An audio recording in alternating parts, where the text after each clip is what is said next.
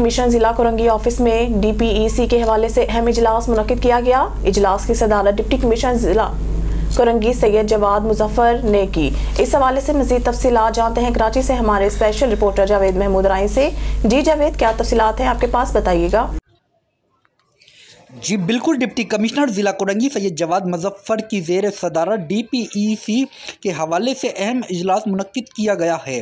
Deputy commissioner ज़िला कोरंगी सैयद जवाद मुजफ्फर ने इजलास में 8 जनवरी 2024 से शुरू होने वाली पोलियो मुहिम के हवाले से इंतज़ामात का जायज़ा लिया।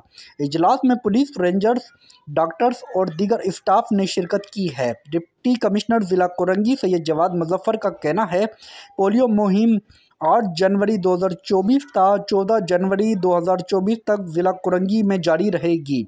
पोलियो मुहिम के दौरान 3,75,300 बच्चों को पोलियो के 2 कतरे पिलाए जाएंगे।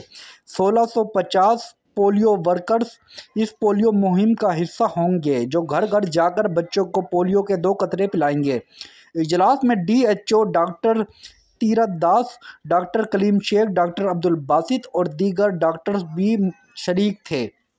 कैमरामैन टीम के साथ जावेद महमूद राई, special reporter on news TV, Karachi.